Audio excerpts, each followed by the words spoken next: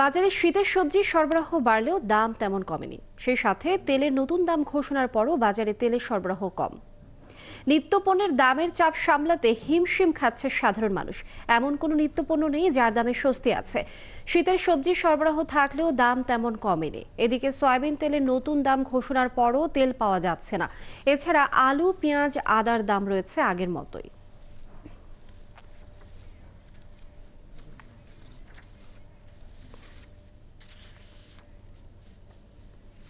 দর্শক, চট্টগ্রামের বাজারের খবর জানবো। আমাদের সাথে যোগ দিচ্ছেন সহকর্মী রাজীব বড়ুয়া। রাজীব, আজ বাজারে কোন পণ্যের দাম কেমন দেখছেন এবং বাড়তি দাম কোন কোন পণ্যের, এবং শীতের সবজি সরবরাহ দামের বিষয়ে আমাদেরকে বিস্তারিত জানাবেন। লেনিয়া, আমরা এখন আছি চট্টগ্রামের কালিজিরি বাজারে।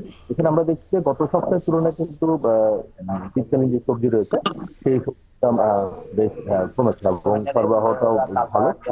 গত সপ্তাহে যে সবজিগুলো আমরা দেখেছি 80-90 টাকা 100 টাকা ছিল, সেগুলো এখন 60 থেকে 70 টাকায় আসলে বিক্রি হচ্ছে। যেমন ফুলকপি, বাঁধাকপি, ফুলকপি বিক্রি হচ্ছে 50 থেকে 60 টাকা, বাঁধাকপি বিক্রি হচ্ছে 40 থেকে 50 টাকা, বেগুন বিক্রি হচ্ছে 40 থেকে 50 টাকা। তবে আলুর দাম কিছুটা আসলে বাড়তি। পুরনো যে আলু রয়েছে সে আলু বিক্রি হচ্ছে এখন 75 টাকা, এবং নতুন আলু বিক্রি হচ্ছে 100 টাকা, এবং টমেটোর দামের কিছুটা আসলে বাড়তি রয়েছে। তবে এখানে যারা খুচরা বিক্রেতা তারা বলছেন যে যেহেতু সরবরাহ এখন বাড়ছে, তো এই কারণে অন্যান্য যে সবজিগুলো আছে শীতকালীন, সেই শীতকালীন সবজিগুলো আসলে দাম কিছুটা কমতির দিকে, এবং সামনে যখন সরবরাহটা আরো বাড়বে তখন দামটা আসলে আরো কমতে শুরু করবে। এখানে চট্টগ্রামে মূলত আসলে দুই জায়গা থেকে মূলত সবজি আসে।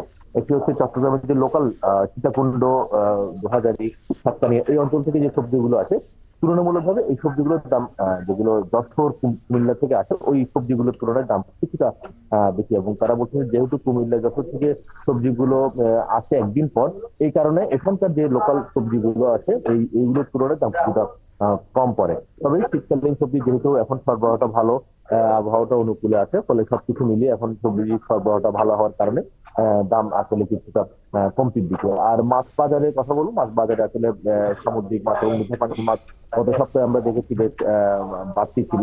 তবে এখন সরবরাহ যেহেতু ভালো আছে, শীতকালীনে সমুদ্রে মাছ ধরতে ট্রলার গুলো যাচ্ছে এবং ফিরে আসছে, তো ফলে এই শীতকালীন যে আহ, সামুদ্রিক মাছ, সেই সামুদ্রিক মাছের সরবরাহটা ভালো থাকার কারণে আহ, দাম কিছুটা আসলে নাগালের মধ্যে আছে। আর এই বাইরে মুরগির কথা যদি বলি, মুরগির দাম গত সপ্তাহের তুলনায় 10 টাকা বেড়েছে। যেটি ব্রয়লার মুরগি, সেই ব্রয়লার মুরগির দাম 10 টাকা বেড়েছে। গত সপ্তাহে আমরা হচ্ছে 70 থেকে 62 টাকা বেশি হতো, আর আজকে বিক্রি হচ্ছে 180 থেকে 85 টাকা। এবং সোনালী মুরগি দাম কিছুটা কমেছে। গত সপ্তাহে যে সোনালী মুরগি 320 টাকা ছিল, সেটা আজকে 290 থেকে 300 টাকা বিক্রি হয়েছে। তবে দেশি যে মুরগি, দেশি মুরগির দাম 30 টাকা বেড়েছে। গত সপ্তাহে আমরা দেখেছি এই দেশি মুরগির দাম বিক্রি হচ্ছিল প্রতি কেজি 550 টাকা, সেখানে আজকে বিক্রি হচ্ছে 580 টাকা। আর এর বাইরে যদি আপনাকে ডিমের কথা বলি, ডিমের দাম এখন বিক্রি হচ্ছে 140 টাকা, যেটি গত 2 সপ্তাহ ধরে আসলে এই দামটাই আছে। এবং তারা বলছেন যে আসলে সরবরাহ বাড়তির কারণে ডিমের যে দাম সৃষ্টি আছে 35-40-এর মধ্যে আসলে ডিমটা পাওয়া যাচ্ছে। এবং যদি এর মধ্যে আপনাকে আদা, রসুন, পেঁয়াজের কথা বলি, পেঁয়াজের দাম আমরা দেখছি যে পাইকারি বাজারে যেভাবে আসলে কমেছে, কিন্তু খুচরা বাজারে আসলে সেই প্রভাবটা আসলে পড়তে কিছুটা সময় নিচ্ছে। এখনো পর্যন্ত খুচরা বাজারে পেঁয়াজ বিক্রি হচ্ছে 90 থেকে 100 টাকা করে।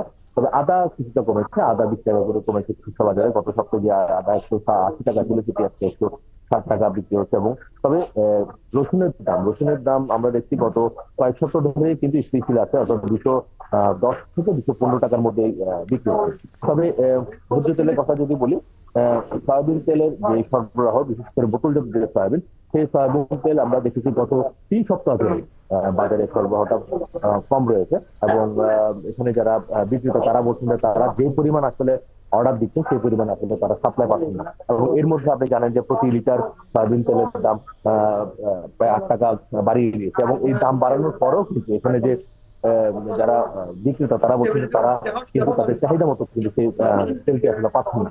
হয়তো এখানে যেহেতু দামটি সম্প্রতি ঘোষণা হয়েছে, ফলে এর মধ্যে আমরা জানি যে 4টি জাহাজ এসছে ক্রুড অয়েল নিয়ে, সয়াবিন তেলের। সেই 4টি জাহাজ ব্রাজিল এবং আর্জেন্টিনা থেকে এসছে। তো সেই তেল আসলে যখন রিফাইন হয়ে আবার বাজারজাত হতে আসলে কিছুটা সময় নিচ্ছে। প্রায় 52,000 টন রিফাইন করার জন্য ক্রুড অয়েল এসছে, সয়াবিন তেল। তো সেই তেলটি আসলে রিফাইন হয়ে আসতে হয়তো বাজারে কিছুটা সময় নিচ্ছে। তবে এর মধ্যে এখন যে তেলটি পাওয়া যাচ্ছে সেটি আসলে মূলত যে আগের দামে, অর্থাৎ 167 টাকা যে এমআরপি আছে সেই দামে আসলে মূলত পাওয়া যাচ্ছে, এবং সেটি সরবরাহ বাড়লে পরে হয়তো নতুন দামে সেই তেলটি পাওয়া যাবে। তো এর মধ্যে আমরা দেখছি যে বাজারকে স্বাভাবিক রাখতে এর মধ্যে কৃষিবিদ থেকে পণ্য দেওয়া হচ্ছে। সেখানে কাঁচা সবজি থেকে শুরু করে ডাল, ডিম এবং তেলও আছে। তবে এই রাজীব বড়ুয়া, কৃষিবিদ যে ধন্যবাদ আপনাকে।